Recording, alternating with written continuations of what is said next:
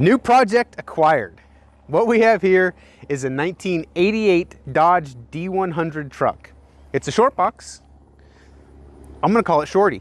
I had a short box when I was in high school and I haven't had one since. So this one is gonna be Shorty. I'm gonna take you around and show you what we got here. We actually got this about a week and a half ago, I guess. I saved it from the crusher. It was actually already at a scrapyard and I bought it from them before it got crushed.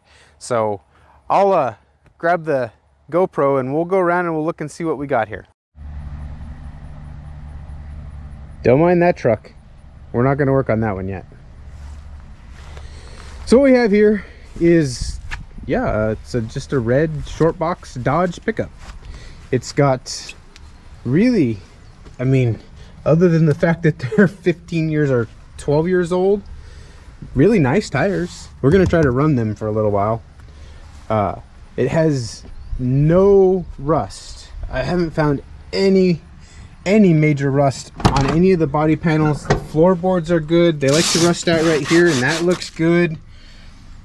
Doesn't have any carpet, which made it easier to see if it had rusty floor pans, but you can see they still have the original paint on them. The seat, it's there.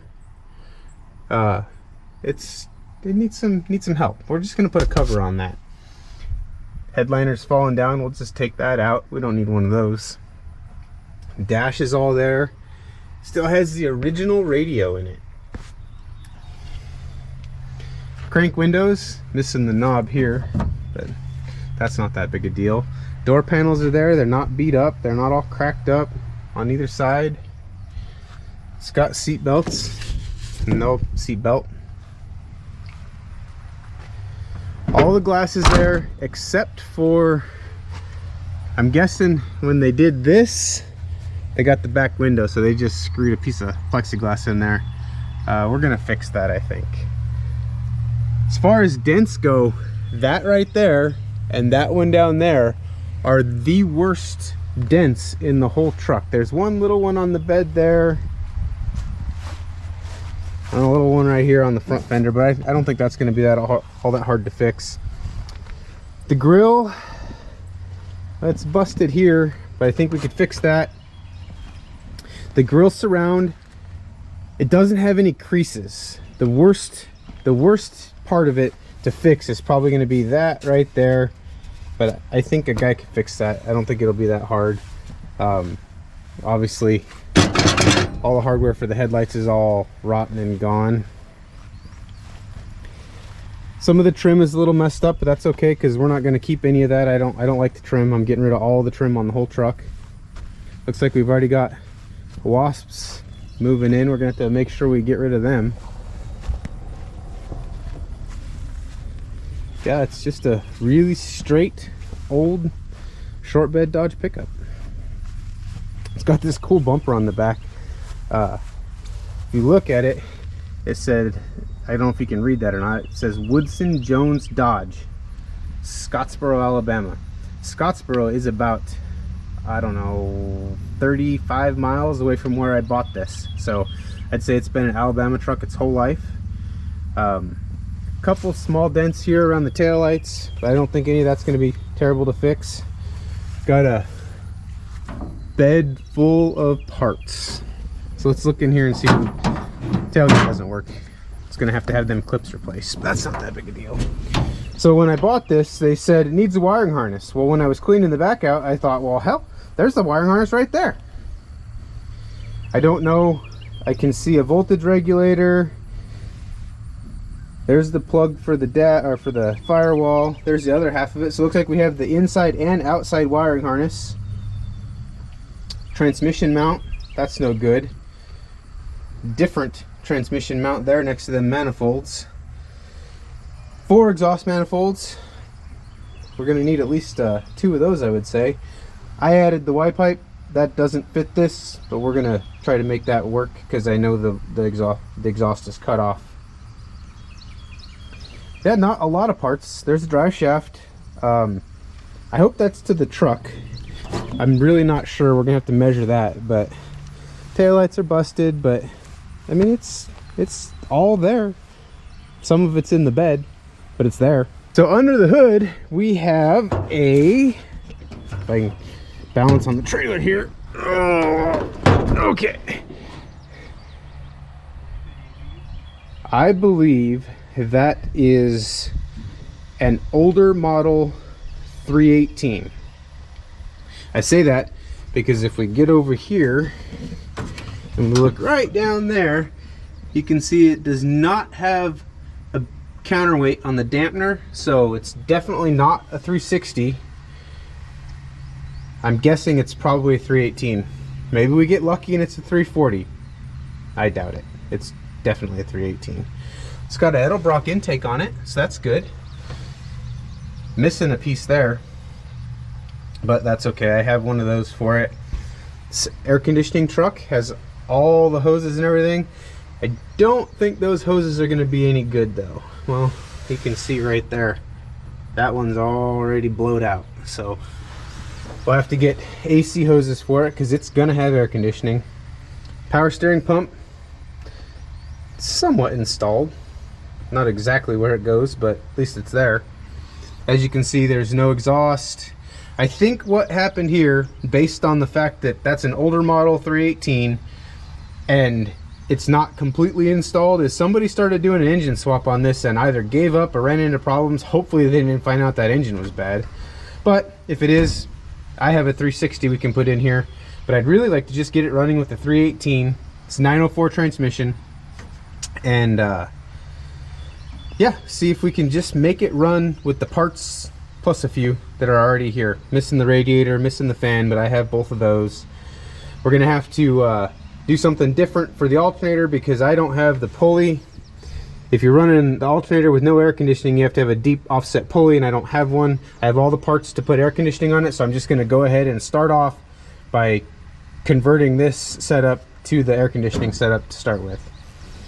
But the first thing we're gonna have to do is get it over there in the garage, and I'm gonna back the trailer in the garage to start with because it's supposed to start raining. It doesn't look like it, but it's supposed to start raining here in a little bit. I drug it on the trailer, dragging that tire, so I'm gonna have to get that tire off, get the drum off, and get it unlocked so I can roll it off the trailer. I'll go ahead and get this in the garage, and I don't know, I'll set up a time-lapse camera. Maybe it comes off really easy and I can just show you guys what I did. But that's our first objective, is get that wheel to turn. All right, now that we got it in here, I'm gonna go ahead and get the back jacked up. I'm just gonna leave it on the trailer, jack it up, take this wheel off, and see if I can get that brake drum off. Wish me luck. Well, I don't know if that's good news or bad news, but it will not turn forward, but it seems to turn backwards just fine.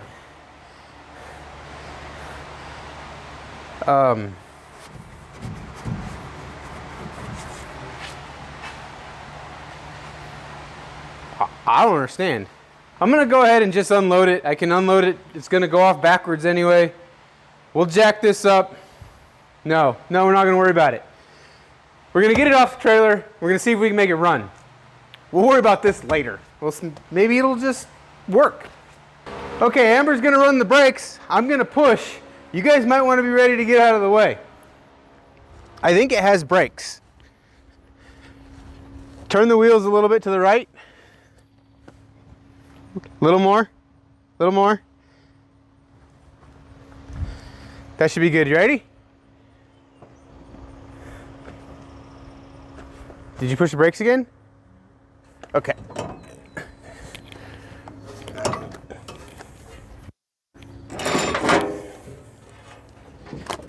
Okay, brakes.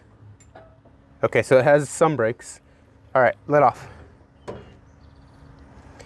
Once it gets rolling, don't hit the brakes unless you're panicking.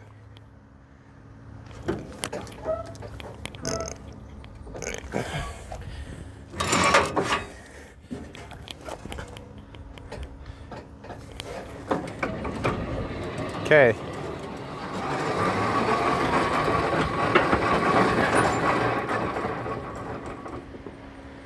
Perfect. You almost ran into YouTube. So here we are in the garage. Not raining. Probably not going to, since we're inside. Anyhow, so what we have here is I'll never be able to get you guys in there to look at it, but you look right down there on the side of the block, it'll have a date code on it. This date code is 1967. So this is a 1960. Oh, it'll also tell you what engine it is. It's a 318, not a 340. But it's not a 273 either. So 1967 318 Edelbrock Performer intake. That is a points distributor, which is good news for us. And the reason that's good news is they said it needed a wiring harness. And I was, okay, fair enough. But what it actually needs is some wiring that'll work. So I hunted around a little bit and I found this. If you're a Chrysler person, you know that's to the transmission. That's probably to a speed sensor. Not real sure where that one goes. So that's not going to help us make it run. We look over here, this would be the wire from the alternator to the battery. Okay, so this must be engine wiring. Take a look at all the plugs we've got there. The only wiring on our engine is that. Those plugs aren't going to plug into those plugs. So we don't have compatible wiring, which is fine. Being as it's a points distributor, that means all we need to do is run, well, we're going to have to put a coil in there, run power to the coil, hook the distributor, which, so this wire here is the points wire, not supposed to come out the distributor cap quite like that. So we have to fix that, hook that up to the other side of the coil, and then we should have ignition. We might have to adjust the points, that's fine, whatever. We should have ignition. We have to put a carburetor on there. I've got a 600 vacuum secondary that's been sitting on the shelf for I don't know how long. We're gonna throw that on here and see if it'll work. I'm not gonna put a kit in it unless I have to until this runs. Once it's running, if the carburetor needs a kit, I'll do a kit in it. I just don't want to spend a bunch of time working on this engine if it's not gonna stay in here. I did check the oil. There's not a drop on it, and that's probably because the drain plug is screwed in by 2 threads and has a socket stuck on it. I'm guessing when they scrapped it, they drained the oil out of it. Obviously no radiator, but we don't need the radiator to see if this engine runs. No exhaust. We also don't need that just to see if it runs. We'll have to loop the transmission lines down there because if it does run, we'll be spraying oil everywhere, and I don't want to do that. So we'll just throw something in there and loop those together. Transmission shifter is not hooked up. I don't know if you guys can see down there, but it's definitely not hooked up. Looks like it's all or mostly there. What's missing, I think I probably have, so I'll have to figure that out. I'll crawl under there and scrape the side of the pan and see what, or scrape the side of the transmission and see what this transmission actually is. It's a 904 style transmission. I don't know if it's a lockup or if it's non-lockup. I don't know if it belongs to the 67 or if it belongs to the 88. I'll figure that out. We'll have to figure out something with our battery cables, maybe vice grips. I'm not sure. I don't know. I don't know about all this wiring. I might have to fix a lot of it. But assuming we can get spark, fuel, and rotation, it'll run if it has compression and, you know, all the parts that are supposed to be inside the engine. I got the distributor locked down. It's good. I went ahead and I installed an ignition switch. I don't know if you can see that over here. Let me grab the phone and I'll show you. So this is our ignition switch right here. We got this is our key on and key off.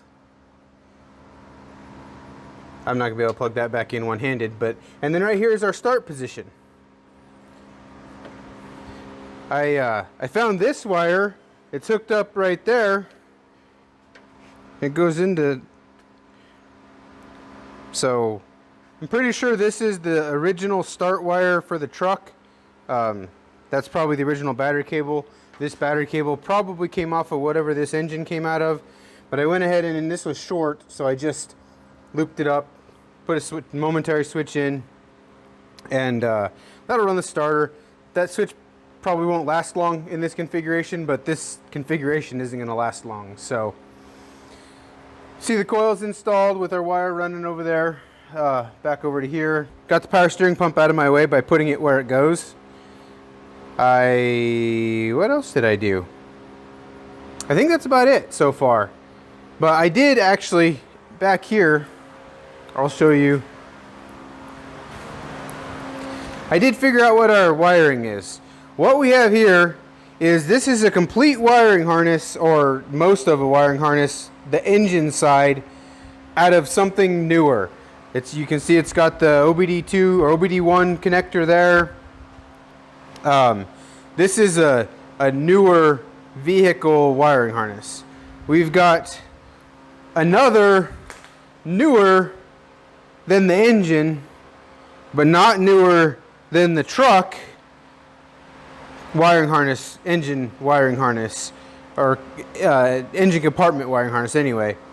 And you can see it's got a starter relay here, it's got a voltage regulator here somewhere. There's a ballast resistor. Ballast resistor is over here.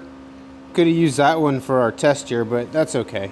And then also right here it has that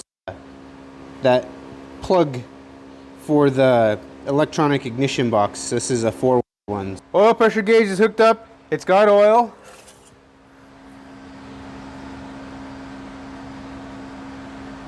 Way too much oil. It must have had some in it. Well, but the drain plug was out of it. I don't know. Doesn't matter. It's not so overfull that it's gonna probably cause a huge problem, but we're gonna go ahead and fire it up. Well, first, before we do that, we're gonna put the battery cable on, and before we actually hook up our ignition or put any fuel in it, we're just gonna crank it over and see if it has any oil pressure.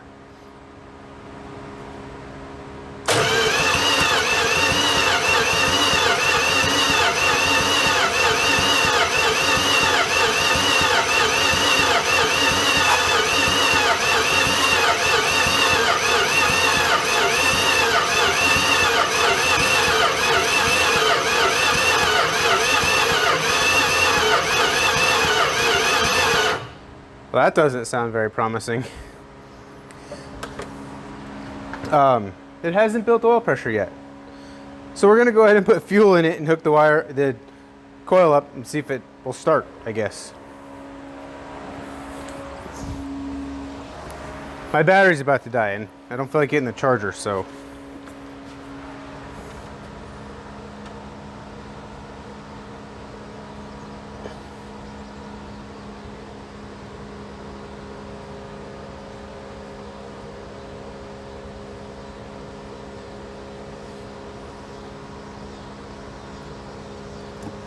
It doesn't seem to want to take any fuel down the vent, so we'll have to deal with that in a second. Whew. All right, let's see if it'll fire.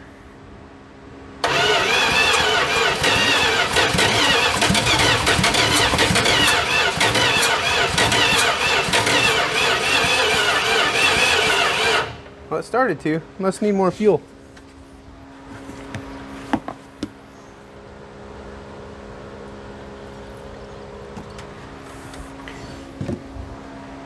Again.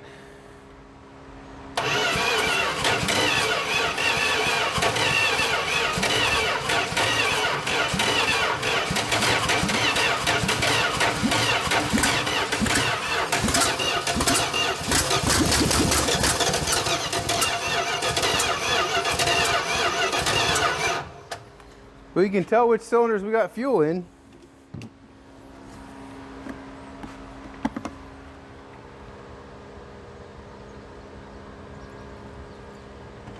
Still hasn't built any oil pressure though. This is starting to get scary. Whew, that cable's getting hot. It's awful small. That's what was on here.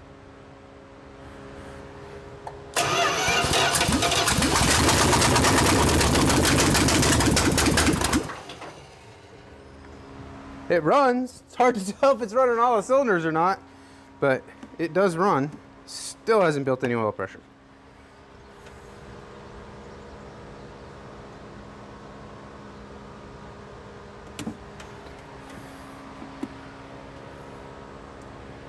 Also doesn't want to take any fuel down that vent. I will just dump a lot in there. All right, let's see what happens now.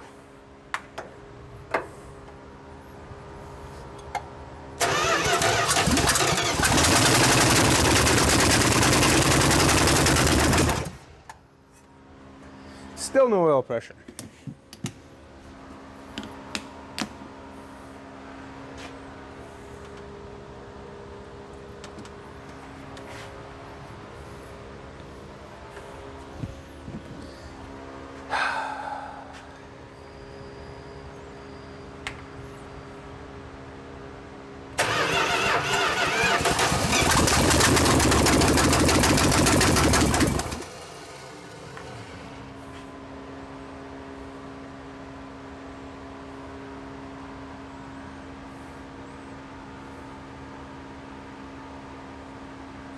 We're gonna try one more time and see if we can keep it running long enough to see if it'll build some oil pressure. If it doesn't build oil pressure, it's gotta come out anyway.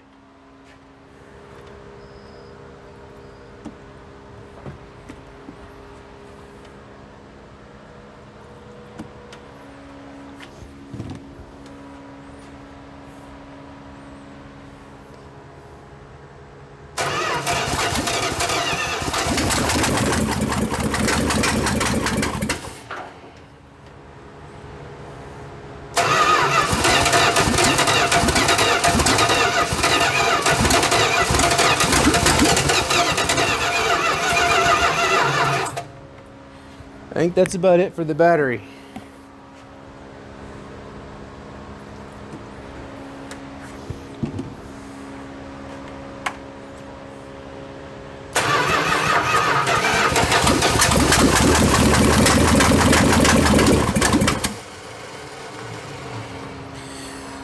I think it should have had oil pressure by now, so we obviously have a problem. I'm going to check that gauge. I'll just put a little air to it and see if it actually works. Then we can drop the oil filter off of it and see if it's full of oil. If it is, then, and the gauge works, something's not right. All right, it hasn't backfired yet, so we're just gonna try to pour a little down the carburetor and keep it running long enough to see if it'll build some oil pressure. I don't know if it's run long enough. It should have ran long enough. We'll see.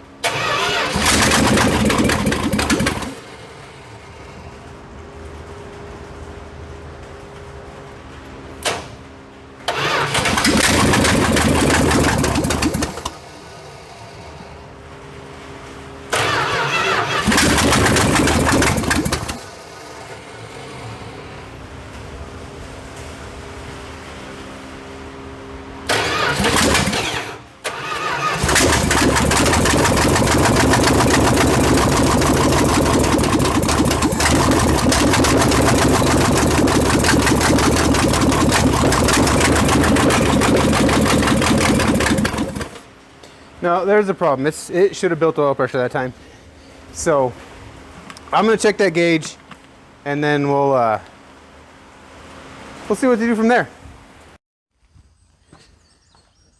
Morning. So far, this from the fitting in the block all the way to the gauge is clear, and when I put air pressure on it, it shows me what I have in my lines. So the gauge is working fine. So it's definitely a problem with our engine.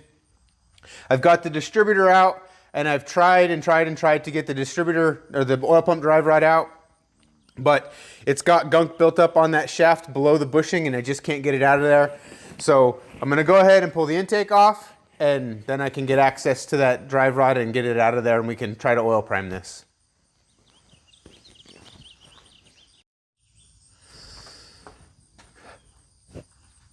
Success! We got the distributor drive out. It doesn't look like it's too beat up. As you can see, there's just this crud on here, and there was enough of it on the bottom of it that I just couldn't, once I could hold up on it while I rotated it with a screwdriver, it came out real easy. But when you're trying to go through the little distributor hole, all you can get is needle nose on the top of it, and I just couldn't get a hold of it good enough to pull it out of there. But that also lets us look at the camshaft. From what I can see, and I haven't really looked at it except where I could see it, it's worn, but it doesn't look like it has any lobes that are missing. or completely rounded off or, you know, flat. Doesn't look like it has a flat cam. I haven't rotated it all the way over, so I haven't seen all of them, but the ones I can see, they're definitely worn, but I think it'll run just fine. I'm gonna put my oil priming tool in there, which is just an old distributor that I took the top off so I can get a drill on it, and a distributor drive gear that I ground all the teeth off of. So I'll get that set in there, go ahead and get the drill hooked up to it and see if we can make some oil pressure. I've got my oil pressure piece put back in the back of the block. I'm gonna go ahead and spin the distributor. Well, it doesn't have all the electronics inside of it anymore, but the distributor, and spin that oil pump and see if maybe there's a clog in the passage going to the pressure gauge or something, and just see if we can blow some oil out of that. If we do, then we'll put the gauge on it and see what our oil pressure reads. I gotta find my drill. Oh, well, it's not plugged, it's got oil pressure. Now I'm covered in oil. It really didn't take that long. I'm guessing it probably would have built oil pressure. I probably just didn't let it run long enough, but I got scared. So I guess we'll stick the gauge on there and see what it says. It's probably gonna leak, but that's okay. We're just trying to see.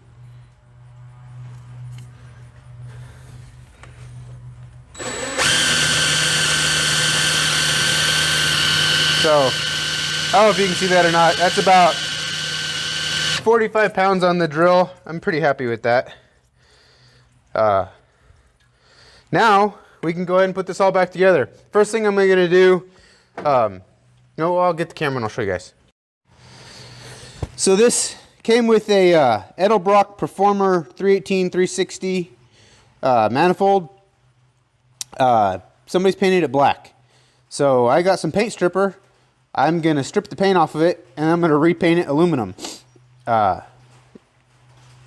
like to have it natural aluminum, but I'm not going to take the time to sandblast this or glass bead it or take it somewhere and have it glass beaded. So we're just going to respray it with aluminum paint. I got a bunch reassembled. I've got heater hoses hooked up. I went ahead and put in the hot water valve that shuts the water off to the heater core so the air conditioning will work. Yes, I said air conditioning. I've got all the belts on the front. Currently, I can't put the fan on. Well, I could, but I don't have bolts. So I need to get bolts to put the fan on. And I already lined it up, and we're gonna have to, before we can go any further with the engine, we're gonna have to flip this around, put it on the lift, get under there and fix the transmission mount. Because right now it's just sitting on top of the cross member. Well, that's putting our fan at an angle, so I'm not gonna be able to make sure that the fan shroud is lined up and everything when I put the fan on. So I gotta go get bolts. I got the manifolds on, got the alternator on. I started cleaning up some of the wiring, not a lot, but I did find the original coil wires. So I'm gonna check. I think that will be reduced voltage for the coil, hopefully. But it's gonna be run by the computer, so I'll check it out. But I got the carburetor all rebuilt, got the intake all repainted. I cleaned it up and I got it looking pretty good, but raw aluminum intakes, especially when they're already old, they just never stay looking that great, so I just painted it with aluminum paint. I did have to switch valve covers. The leak that was a gasket turned out to be a hole in the valve cover. I might be able to weld it up, but I didn't want to mess with it right now, so I just painted up a set that I had and threw them on there. They matched the truck year-wise anyway. So yeah, I'll bring you in here and show you this. Looking pretty good, I think. I did just find manifolds in the bed and stuck those on there. I believe they're correct for the truck. They do have the air injection port, but since we're not running an air pump, it shouldn't matter. It's not going to be covered by the heads, but I looked through there and I didn't see where any exhaust could pass through that from the manifold to that port. Now, if you have the air injection port heads, they will have a passage that could get exhaust into that port, but it's got caps on the back and plugs in the front, so even if it does get any in there, it'll just be a little leak.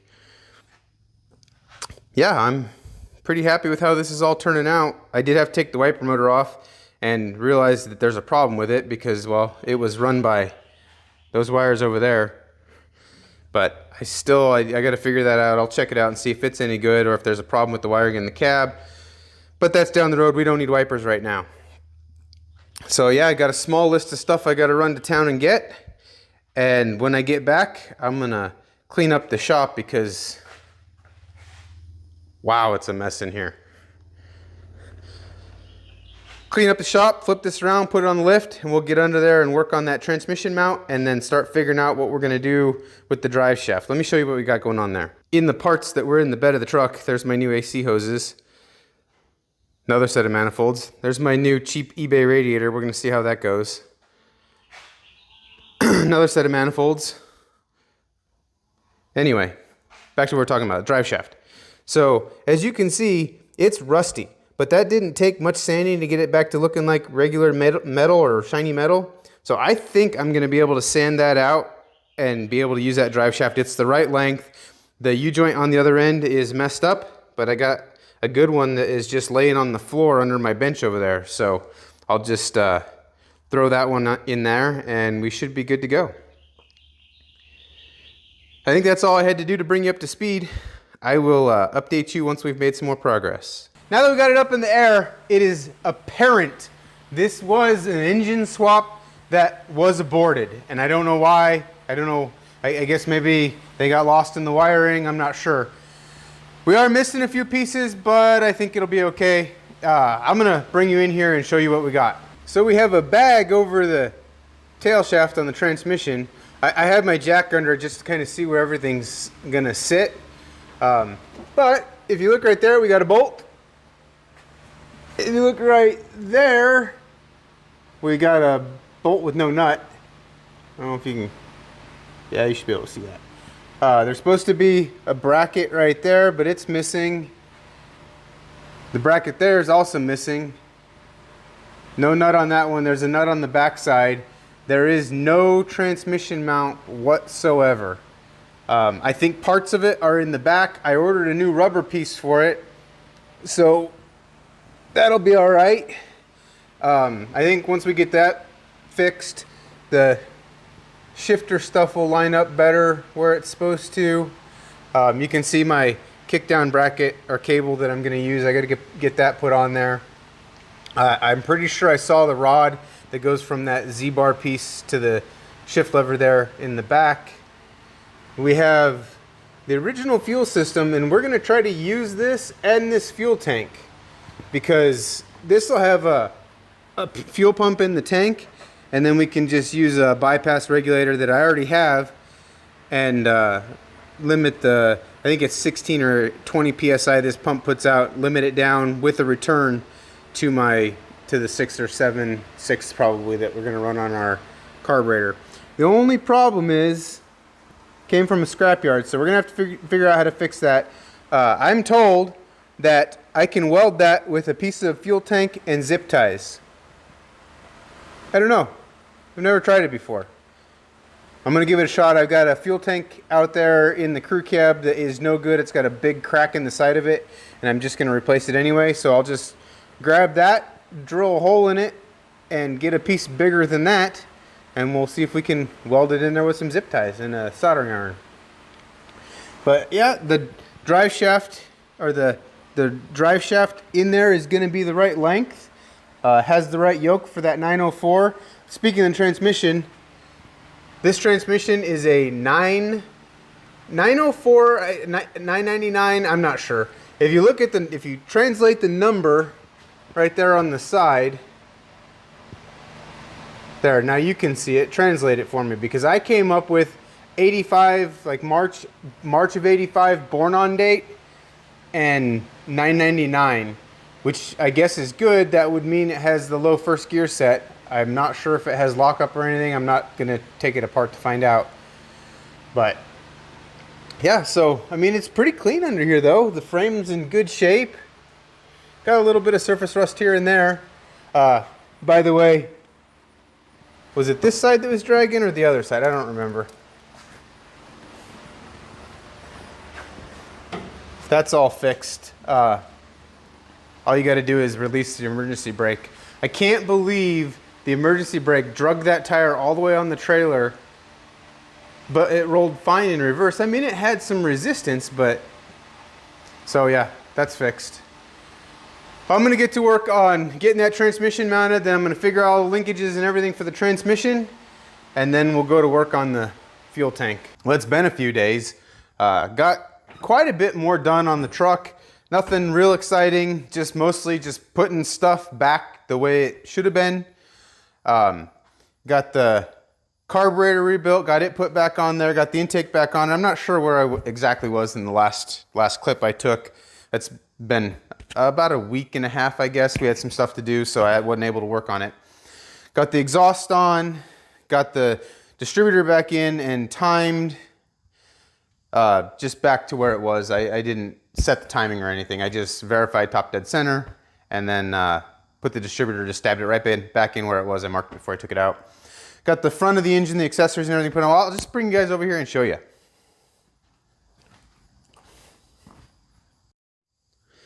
So there's pretty much everything on the top the way it needs to be.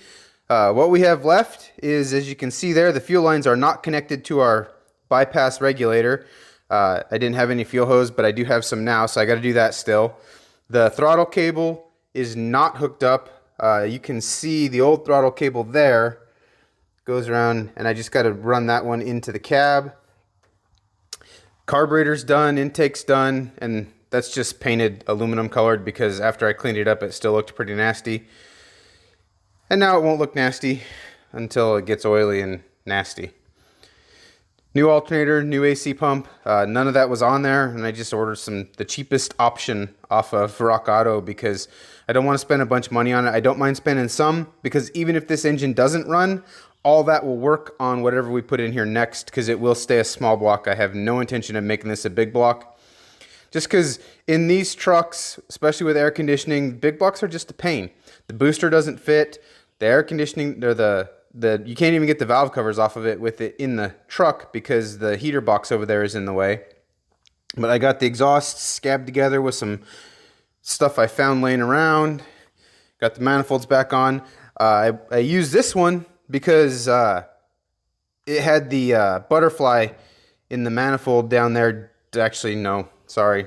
I used that one because it had the butterfly and the manifold down there deleted. The shaft's still there, so it plugs the holes coming out the side, but the butterfly's gone, and none of the rest of them that I had, that butterfly worked. They were all stuck and broken, so I didn't worry about trying to fix one of those. I just used the one that didn't have the butterfly.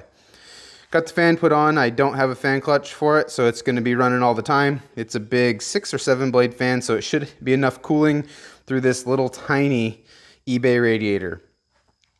This is a 1-inch core, single core radiator. I believe it's going to have enough cooling even with air conditioning for a little 318. If it doesn't, then we'll have to do something different. But that was the cheapest option to just try to get this thing running.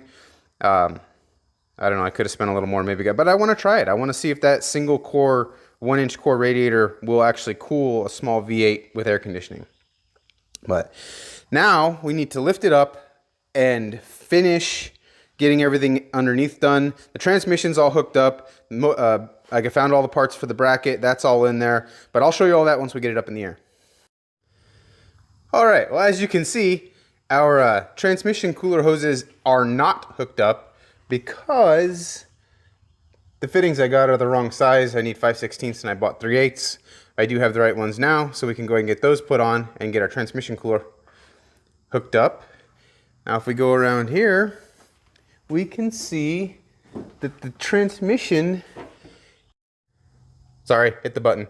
We can see the transmission is bolted in with the bracket the way it's supposed to be and everything lines up. I did go ahead and tighten up those bolts. I don't have the brackets, the little reinforcements for the side, but I think it'll be just fine.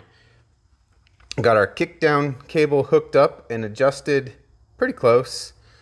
I don't know where that wire goes. I did find all the wiring for everything down here, but I can't find anywhere to plug that in, so we're just gonna leave it off. Got the shifter all hooked up, everything's tight with it, and it's all feels like it's adjusted properly and everything. So the exhaust, oh, that's not my weld, that was in my pipe I got. There's one of my welds. I put that piece in. And then this side I had to get a little more creative. I had to patch it up there and patch it right there. Don't mind the nasty flux weld or flux core welds, but that's what I've got, so that's what we're gonna use. Now we're gonna address this fuel tank. I did go ahead and spray some juice on the bolts. It doesn't really look like it, but I did on both the front one and the back one up there. So I'm gonna go ahead and get that down. Okay, so here's the situation. This is the fuel tank out of Shorty. And I didn't weld the hole in the bottom of it. Sorry to both of you who were excited to see me try to fix that hole with zip ties and a soldering iron. But the fuel pump is absolutely locked up in this. I cannot get it to work. And if you look at this sock, you can see the varnish on it and you can smell it, and it's sticky to the touch. So I'm guessing this truck sat longer than 2 years, because I don't think fuel will go that bad in 2 years. So the alternative plan is to put the mechanical fuel pump on the 318. It has the eccentric for it, and I tested that sending unit. The sending unit works. The sock is clear. The line is clear. I'll have to plug off the return line because we won't be using that. And I did have to get the rest of the filler neck from a carbureted truck because they're different. The vent line on the carbureted trucks is a 1/2 inch pipe, and the vent line on the fuel injected trucks is a 3/4 inch pipe. And I didn't feel like trying to clamp a 3/4 inch hose onto that little fitting right there, so I just got 1/2 inch line and the rest of this tank out of the parts truck. So I'm gonna go ahead and stick this back in, and there's nothing to see there. I'm just gonna bolt it back in the way it was. I am gonna find the wires for the sending unit and plug them into those wires because it works. It actually seems like it has the full throw, so maybe we'll actually have a fuel gauge on this truck. I'm gonna get that done, and then I'm gonna do it the wrong way with the roll of rubber line and just run a rubber line all the way from the back to the front. Someday, probably never, I'll change that to metal. When I said that I would probably replace the rubber fuel line with metal someday, probably never, it was yesterday. Apparently it's someday. Really what happened is I went out to get something off my other parts truck outside, the one that I have here, and it was carbureted, and it had all the fuel lines still on it. It's a long bed, so I had to modify it a little bit, but I went ahead and ran the fuel line up the passenger side rail the way it was from the factory, and most of the holes lined up where they should have. So let me show you what it got. So it comes out of the tank into that hard line, which that's those holes where everything was drilled. That's why I went ahead and did it this way. And I used the original clamps. They're made to go around the feed line, a return line, and a vent vacuum line, vapor line. So rather than having to drill holes in all my insulated clamps, I just insulated those clamps so they fit perfectly on that 5/16 fuel line. So it comes right over there, goes into that little elbow or little piece of rubber there that goes around that corner. Looks like it might have a little bit of a kink in it. I might have to address that. It's bendy, so we can just bend these lines a little bit and get that kink out of it, or maybe shorten that hose if I have to. But then it runs really hard to see this. There you go, goes around that corner there, runs right down the frame rail, goes around that exhaust bracket, goes up to the top. So the other truck was carbureted and the cross members are in different places.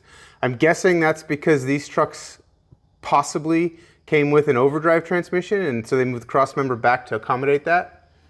So yeah, it doesn't hit. There's plenty of room to go next to it. It's not touching the frame anywhere that I can find. Goes up there, goes right up the frame, and then comes out right up there at the fuel pump, like it was meant to be. I just had to cut about 2 feet off of it, and I didn't have to bend anything at all. It just went right straight in there, and all the holes for all the clamps lined up, and it's clamped every probably 2 feet all the way up here. So Now I just got to get up top, put that clamp on, run that up to the carburetor. I'm just going to go right through the AC bracket there, or the alternator bracket rather, and put a fuel filter up there somewhere. And then fuel system will be done. I went ahead, got my transmission hoses, just zip tied them up to that power steering line there. Power steering pump is leaking out of the seal there. We'll have to fix that someday. Going into the radiator there, and I went and put a zip tie right there, since this is supposed to be metal all the way over here, but it wasn't on it when I got it. So I just ran rubber over there, and that'll keep that from getting into the fan. Also keeps all this from getting into those belts, so should be good there. And then the drive shaft. Well, we better go to the back for this shot. We also have the drive shaft in. And the yoke, I don't know if you'll be able to see it. Let me see if I can get an angle where you can. It's still pretty pitted. There you go, you can see it's still pretty pitted. It's gonna leak. That's okay, because I don't know that I'm intending to leave this 904 in here long anyway. I have plans, but I'll tell you about that later. On to the wiring. This is the harness that came in the back of the truck, and I thought at first, well, it's got all the plugs on this end, maybe I can go ahead and use this. So I started looking for the stuff that I'm going to need, because I don't need everything. I don't need any of this emission stuff. None of it's even installed on the motor. But I need the alternator. Somebody apparently didn't have a wrench for that, so they cut that off. I need the grounds. Well, didn't have a wrench for that one either. And I need the air conditioning. Well, that one's there. There's another ground that's supposed to be in here somewhere for the whole harness, and it's also cut. And I decided this has got, you know, a really nice made to fit the alternator molded plug here, molded, I don't know, pigtail, what do you call that. Rather than try to put another extension wire on there and hook that up and fixing the ground and cleaning this mess up, I'm just not going to use this one. Because I have this one. This came out of, I think, my RAM charger. And as you can see, it's got the plugs. Got all the wires on the alternator. Also has the air conditioning somewhere here. Here, air conditioning. That is the water temp sender. This one here is the oil pressure sending unit, which we'll also need. Got the ground that go on the firewall, along with the one, where is it at? Nope. So these two, one of these is the alternator, the other one is the harness ground, and they go together. So we're just going to use this. It'll make things easier. But I'm going to take all the stuff out of it that I don't need and see if I can eliminate some of these plugs. I know for sure I need this one because it's the alternator wire, and I don't know what all the rest of this does. I mean, you've got the distributor, you've got this is those something to do with the evap or the air injection. These went to the throttle body. This one also went to the throttle body. That's air conditioning. We're going to use that. This one, I don't remember. I don't know where they all went. Doesn't matter. We're not going to use any of that. We're just going to use the air conditioning, the alternator, the grounds, the oil pressure, the water temperature, and somewhere in here we need to find a switched hot to run to our choke, because we have electric choke on this carburetor. But I'm going to go ahead and get this cleaned up, get it installed, and then I think we're ready to maybe pour some fuel in this thing and see if it'll actually run. I have one more wire to fix. I found the original coil wire stuffed down in the loom with the ends cut off of it. Again, apparently they didn't have a wrench for that. You know, this truck was a aborted engine swap, as we can tell. But they may not have had to abort if they'd have just used tools to take it apart rather than cutting all the wires. They had almost all the wires. In fact, they had all the wires they needed there to make this thing run and drive. So unfortunately, apparently they didn't do any research or figure out what they needed or what they didn't need before they started, and they got themselves into a mess, and now I'm cleaning it up. Anyhow, I'm gonna fix this wiring and then get it installed, and we'll see if it'll start and run and drive. All right, wiring's on. Dump some fuel, my lawnmower gas, whatever I emptied all my gas cans into the tank, put about 7 gallons or so in there. Primed the carburetor. I guess we're ready to see if it'll fire.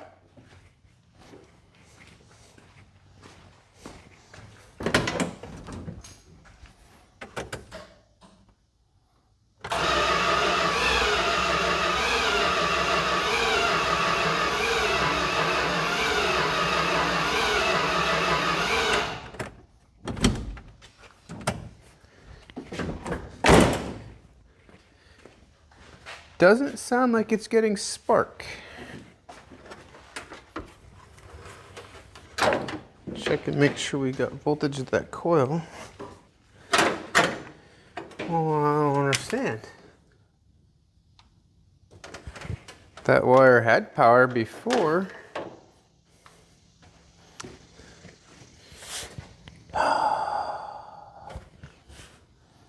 It's gonna be a relay thing, I bet you. The ASD auto shutdown relay that actually powers the ignition and the fuel pump using the computer and everything is obviously not working. But there's an easy fix for that because we're not actually using the computer for anything except the voltage regulator for the alternator, possibly, if it works. If not, then we'll put old school voltage regulator on it. So I'm gonna go ahead and take the ASD relay, and if you just jump the computer controls the ground on the coil side of the relay. So if you just run that ground right to ground, when you turn the key on, it gets switched ignition on one side, automatically engages the relay and powers the fuel pump and the ignition system. So we're gonna go ahead and do that and see what happens.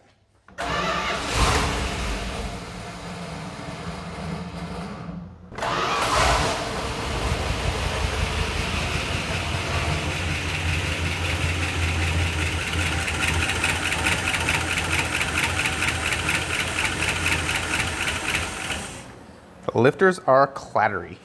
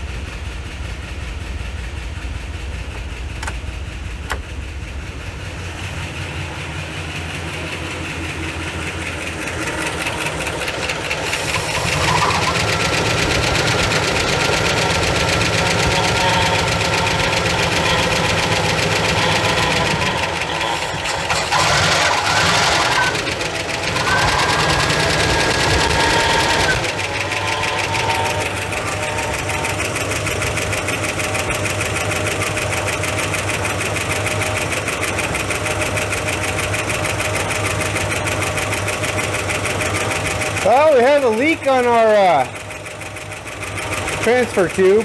That's not surprising. We do have fuel. It is idling on its own. The oil pressure gauge doesn't work. It is currently reading none. I don't think any of the gauges are actually working. There is no water in it right now, so we probably shouldn't let it run too long.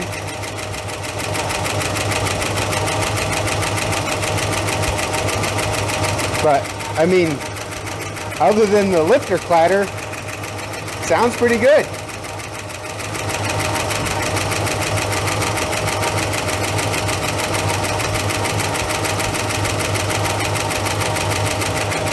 Might have to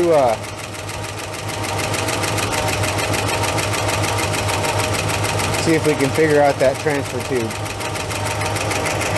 Alright, I'm going to shut it off, go get some water. We're going to go ahead and fill it up with just straight water because I don't know what the inside of this block looks like and I don't want to waste a bunch of antifreeze.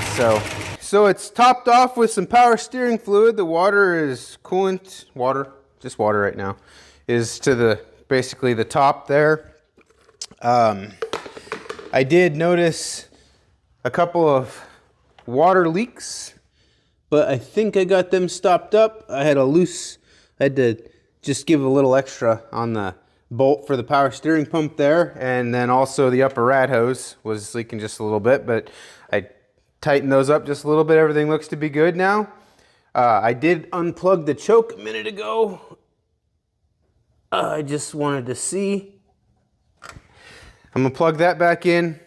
We're gonna go ahead and fire it up. Now the first thing I wanna check, I don't know if you noticed or not, but when I turned the key off inside, I didn't shut the truck down, and it won't because I'm just bypassing all that battery straight to the coil.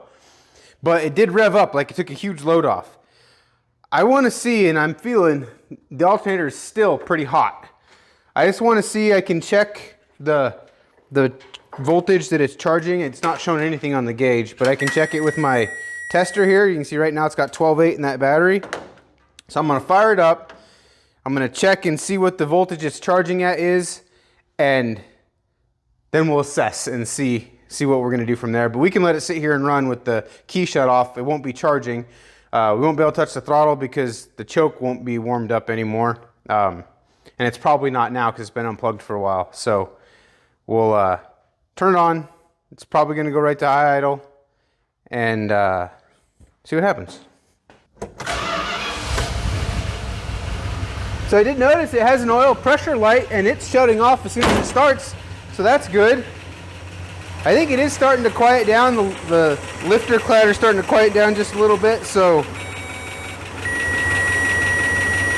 16.5.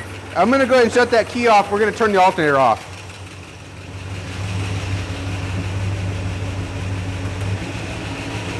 Let's let it sit here and run for a little bit, let it warm up. I do have my temp gun somewhere.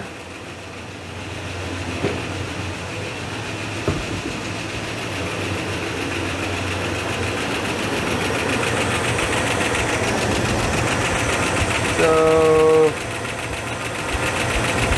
that's right about 120 degrees. I'm going to let it warm up. It's got a 160 degree thermostat in it.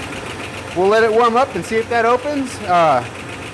I'll leave the camera recording, but I'm probably not going to talk because unless something interesting happens, this is just going to be watching it sit here and idle.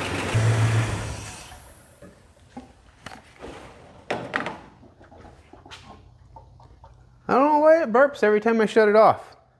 So it got up to 166 degrees is the highest I saw, and then immediately started dropping back down under 150. So the thermostat's cycling like it's supposed to. It's cooling off. I'm pretty happy. The exhaust is pretty smoky, but I mean, that's fair enough. I want to bring you guys back here and show you something. I noticed this when I was looking around. The lifter clatter has gone away. I don't hear it at all anymore. The little bit of smoke it was trying to puff is pretty much gone too, but look what came out of that exhaust. There's a wasp nest. I'm guessing at least one mouse nest or 4.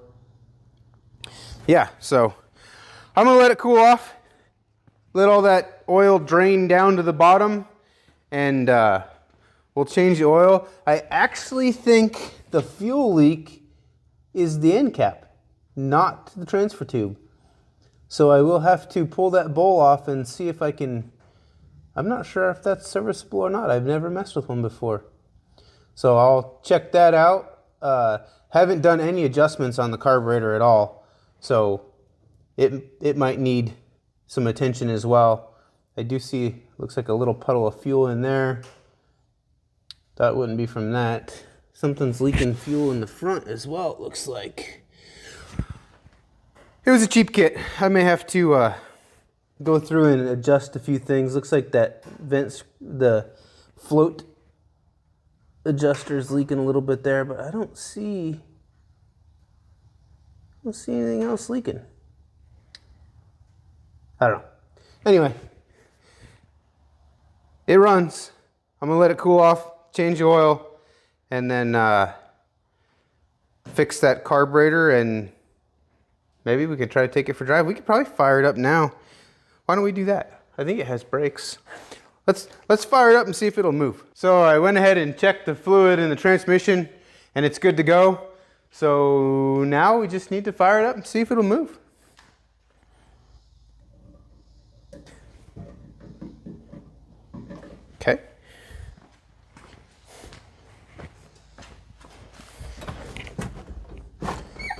Feels like it has brakes.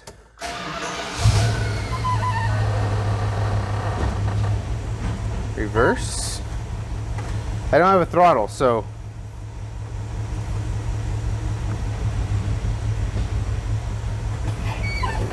drive. Reverse. That slams into gear.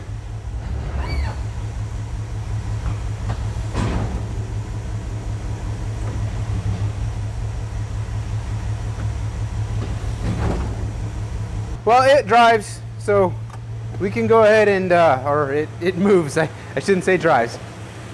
Power steering quieted down. I think we're good to go. I think I'm gonna change the oil. I'm gonna go ahead and wire up a voltage regulator, just an old school electronic voltage regulator. I'll just tap into the voltage regulator wires right over there and put it right there on the firewall. That's the only thing now that the computer's controlling. I will hook this relay up so that it just turns on with the ignition, and then the computer's completely out of the loop. Like I said, the only thing we were using it for is the voltage regulator anyway. Since it doesn't work, we'll just bypass it. I also noticed that I had to unplug my AC compressor. It's wanting to work all the time. I don't understand that. It doesn't even have a low side switch in it, and the power to the compressor should go through the low side switch. So I don't know what's going on there. I will figure that out. We're gonna have some wiring stuff to chase because there's scabbed together wiring all over the place. I haven't even looked under the dash yet. I think we probably need to check fuses. I know for sure that the wiper motor was wired on a toggle switch. Well, that's because the park switch is shorted out, and so it kept popping the breaker. So rather than fix the wiper motor, they just ran a toggle switch to the two wires that ran the motor, and I guess they just, you know, timed it right, got it parked. So gonna have to get a wiper motor. The wiring's there. I'm assuming the switch works. I did check. It has headlights. It has a couple turn signals. Like it has a right or left front turn signal, but no rear, but it doesn't flash. That's probably because there's no rear. The right turn signals work, no tail lights. So we're gonna have to go through all the bulbs and everything. But yeah, I mean, at this point, because of how well our little 318 is running, I think it's worth actually trying to fix up and get it running before we swap the motor. And transmission works, so now we can focus on actually getting everything else working and then eventually swap the motor. New day, new challenges. I got this running. I mean, it runs good, but I don't think it does anymore. So let me bring you in here and I'll show you what's going on. So I went ahead and put an external voltage regulator in. I haven't tied the wires or anything up yet, but and it still charges 18 volts. I've cut the field wire that goes back over to our computer. So it's not hooked up, it dead ends right there. With the voltage regulator unplugged and no field wire hooked up to the alternator, just the ignition wire hooked up to the alternator, it still charges 18 volts. The alternator has to be bad, has to be grounded internally. Well, while I was troubleshooting that, it quit running. I think the 18 volts to the coil welded the points in the distributor. It doesn't have spark anymore, so I'm gonna have to address that.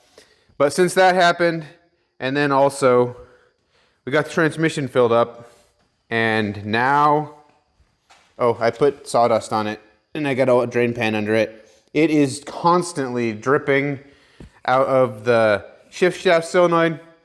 So, another challenge. Need to, and I'm not looking forward to, you can kind of see where it's at down there a little bit. I'm not looking forward to doing that in the truck, but that shut me down on getting it running and driving. So I started working on the air conditioning, and I got the wiring bypassed the computer. So on these trucks, the computer also controls the air conditioning, and the only sensor it looks at is a low pressure sensor that goes right over here on the low side line coming out of the expansion valve. And basically it just shuts it down if it gets too low. It's like a safety switch, like a binary switch. Well, the switch didn't work, and yet the computer was still trying to lock the clutch up all the time. So I fired the computer, I bypassed it. Now, from our AC controls, we go to the binary switch, which I ordered a new one. It doesn't say it fits this truck, but it has the right threads and it gives us the right pressures. So I'm gonna put it on there.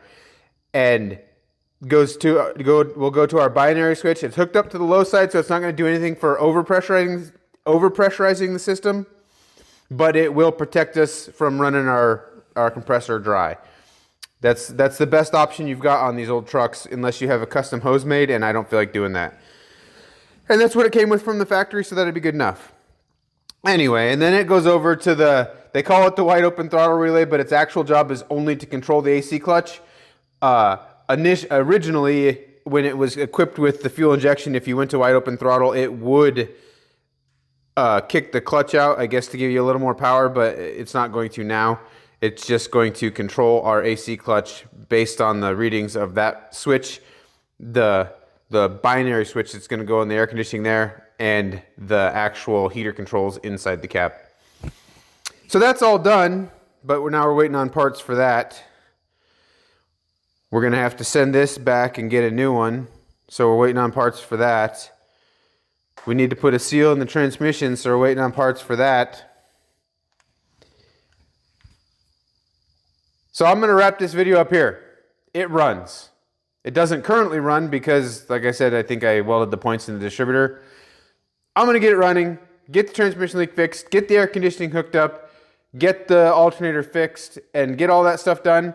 And the next time we work on this truck, we're going to start not fixing, but upgrading. I have a couple ideas. I do have all the stuff over there on the bench to slam it, flip the axle in the rear, van control arms in the front. But when I do that, I think I also want to put the overdrive transmission in, because if I have to have the drive shaft cut when I lower it, I might as well put the overdrive transmission in at the same time, right? But I don't have an overdrive transmission. I have a bunch of parts of an overdrive transmission, so I'm gonna have to pick and match and put one of those together. Anyway, see you guys next time.